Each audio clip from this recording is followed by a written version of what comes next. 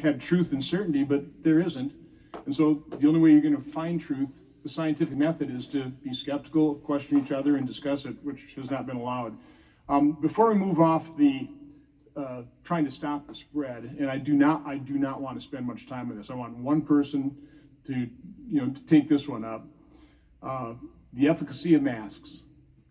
So somebody want to just who's Paul Alexander. Paul? Okay.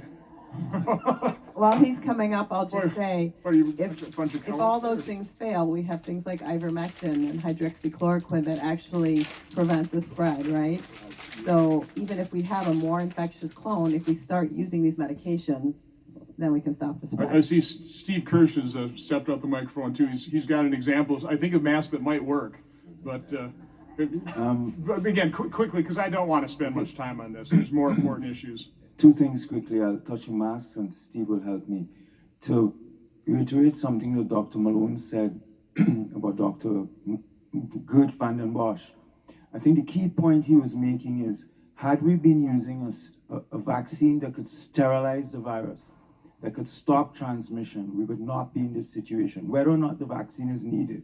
And the problem here is this vaccine does not stop infection, does not sterilize the virus, so it does not stop the transmission. You can never ever get to population herd immunity 100% with these vaccines. Impossible. Now, and there's also, Dr. Malone mentioned the data.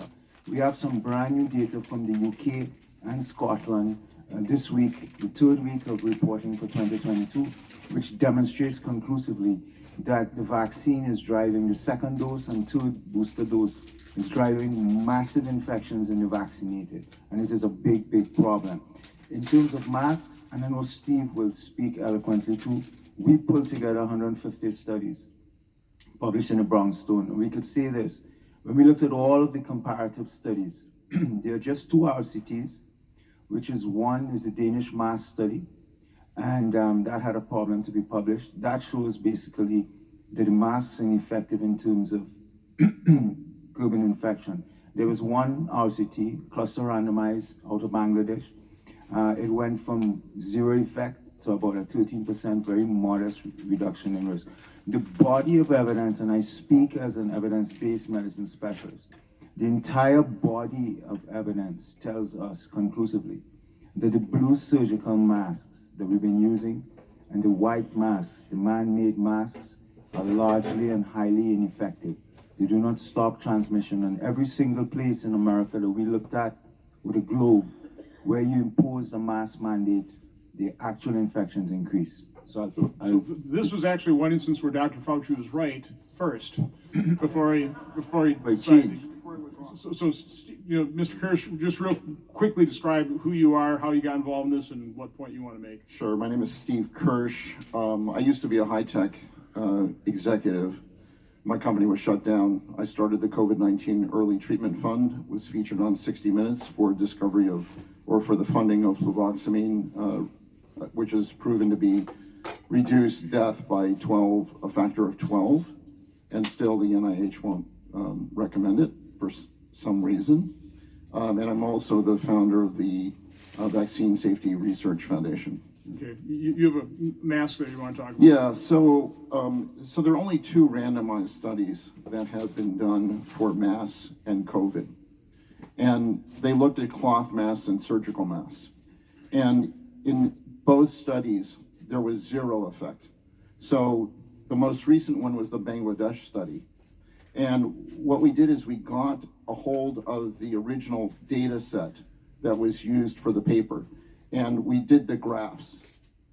There is no difference at all between wearing a cloth mask and not wearing a cloth mask. The curves were identical, and they misrepresented it in the study as showing that it works. If you actually look at the data and you plot the data, and you can get the data because it's publicly available, you will find that the curves are identical. There is no difference between the cloth mask and the surgical masks were in between the cloth masks. So if you had a red cloth mask, it worked. If you had a purple cloth mask, it didn't work at all. And the surgical masks were in between the two. In other words, it's all statistical noise. These masks do not work at all. And the N95 masks are maybe slightly better, but only for a very short amount of time. If you're in a room with someone for any amount of time, even with an N95, it's not going to work. The only mask that is proven to work is the one that they don't tell people about and that nobody wears. This is the only mask that works. So this is called a P100 mask. It is 150 times more effective than an N95 mask. This is the only mask that has a chance of working. It's never been tested for the coronavirus, but it should be 150 times better than almost zero. I'm a little reluctant to even have you talk about it because I'm afraid the Biden administration just might allocate about $100 billion to send those out to everybody. Yeah. But here's what it's like. So you put this arm like this, and then you strap it, and then you talk to people just like this, and this will filter it out. But there's a Yeah, problem. I'm afraid they're going to require that for air travel. So, okay. But one important thing is that this mask works only in one direction. It will work to protect you, but not so. but there is no filter on the outside, because if it was filtered on the outside, you wouldn't be able to breathe. Okay. So it works, but it only works one way. And if they were really serious about protecting the American public, they would require everyone to wear this, in which case everyone would rebel and we would have no mask mandate. And of course,